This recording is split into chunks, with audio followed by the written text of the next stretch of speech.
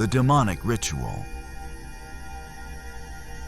The air in the forest was thick with the scent of pine and earth, the smell of age-old trees and secrets buried deep beneath the soil. David hadn't meant to end up here, not really. He had been on a solo camping trip, searching for some time away from the chaos of his life, looking for solitude to recharge. It was supposed to be a peaceful retreat, a chance to breathe, to think. But now, as he stumbled through the dense trees, there was something else in the air. A strange tension, an oppressive silence that pressed down on him like a weight. David stopped, wiping sweat from his forehead and glancing around. His map had led him deeper into the forest than he had planned, and the sunlight had begun to fade, casting long, dark shadows between the trees. He couldn't deny the unease building in his chest. The birds had stopped chirping. The wind had died. It was as if the forest itself had gone still. He had been hiking for hours, following what appeared to be an old trail, the kind that looked like it had been unused for years. He hadn't expected to find much more than a secluded spot to set up camp. But then he had stumbled across something that stopped him in his tracks. A circle of stones, ancient and weathered, sat in a small clearing ahead. At first glance, it appeared harmless, just another relic of forgotten history. But as he drew closer, a creeping sense of wrongness crawled over him. The stones were arranged in a perfect circle, each one roughly 5 feet high, their surfaces marked with strange, intricate carvings. The symbols were unfamiliar, twisting lines and shapes that seemed to move in the flickering light. David hesitated. There was something about this place that felt wrong, like an old memory scraping at the edges of his mind. The hairs on the back of his neck stood up as he stepped closer, and the very air seemed to thrum with an energy he couldn't explain. It was an overwhelming pull, like the ground beneath him was calling to him. He knelt near one of the stones, running his fingers over the carvings. The stone was smooth, but the markings seemed to shift under his touch. He pulled back, a chill creeping down his spine. But something else pushed him forward. An insatiable curiosity. He had to know more.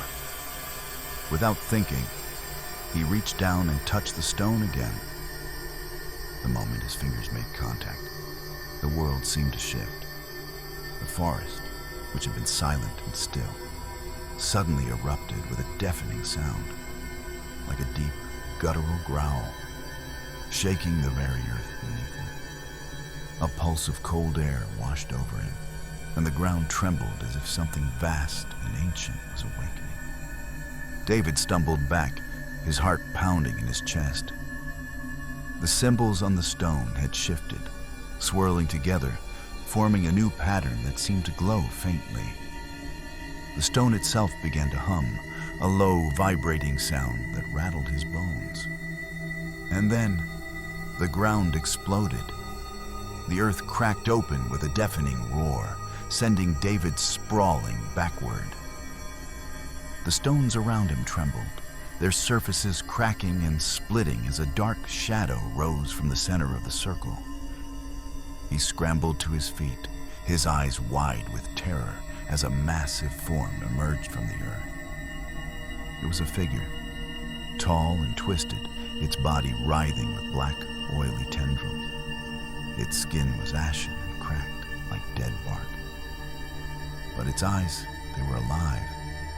2 glowing red orbs fixed on David, and a chilling voice, like gravel scraping against stone, filled the air. "Fool," it whispered, "you have freed me." David froze, his mind scrambling to understand what was happening. The creature before him wasn't human. It was something else, something ancient and wrong. It was as if the forest itself had given birth to it. The energy in the air was thick with malin, and David could feel his very soul being tugged at. The creature took a slow step forward, its massive form towering over him. Its mouth opened wide, revealing rows of jagged, razor-sharp teeth, and the smell of death and decay wafted toward him. "You cannot leave," it growled. "The ritual has begun."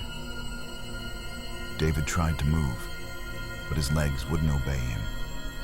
The creature reached out with one long, clawed hand, its fingers curling like tendrils around his throat.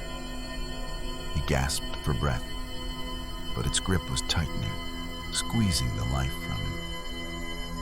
He could feel the coldness of its touch seeping into his skin, numbing him from the inside out. "Please," David choked, his voice barely a whisper. "What do you want?" The creature paused, its glowing eyes narrowing as if considering the question. "Revenge," it said, its voice like a whispering wind that carried the weight of centuries. "Those who bound me here, they paid the price. Now, all who trespass must do the same." David's heart raced as he struggled against the creature's hold, but it was futile. The grip on his neck tightened and his vision blurred. He thought it was over.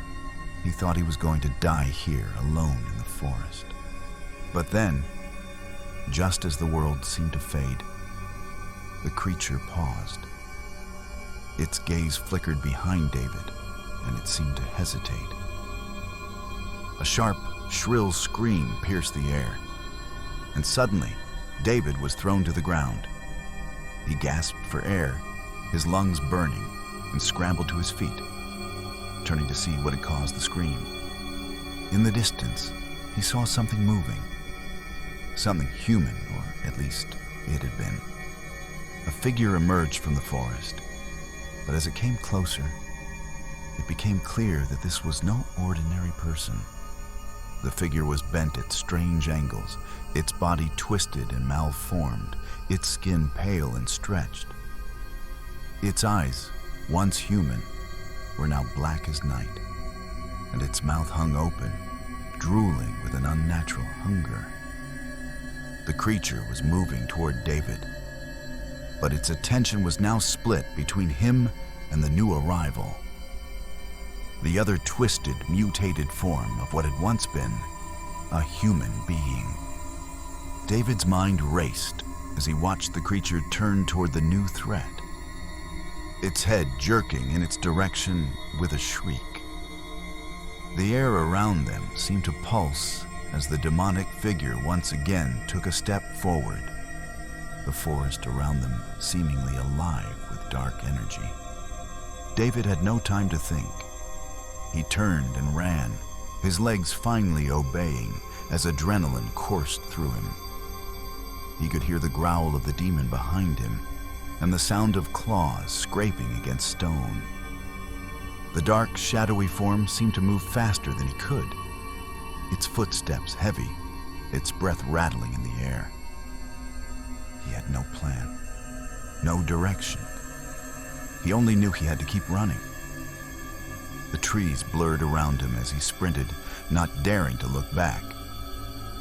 He didn't know where he was going, didn't care, just ran and ran until his breath became ragged and his body screamed for rest. He reached the edge of the forest, his mind spinning, desperate to escape the nightmare that had been unleashed. But as he emerged from the woods, he stumbled into something far worse. A circle of figures stood before him, their faces hidden in shadow, their bodies wrapped in dark cloaks. The figures didn't move, didn't speak. They just stood there, watching him, their presence more terrifying than the demon itself. They had been there all along, waiting. David froze. His body screamed to move, to escape. But the words of the demon echoed in his mind. "Those who trespass, must pay the price. The last thing David saw before everything went dark were the glowing eyes of the figures as they stepped forward, their hands reaching for him. And then, the world went black. When the authorities found David's body weeks later, they could find no signs of the creature, no trace of the demon or the ancient ritual. All they found was a small, weathered stone circle deep in the forest. The stones cracked and broken as though something had clawed its way free. The forest, once peaceful, was now a place of whispers, where no one dared to tread. And somewhere, in the shadows of the trees, the ritual continued. Thank you so much for watching and supporting my stories. It truly means a lot. This was just one of 24 short stories from my book, Beyond the Campsite, available worldwide on Amazon. Also, please consider subscribing to my channel for more terrifying tales coming weekly.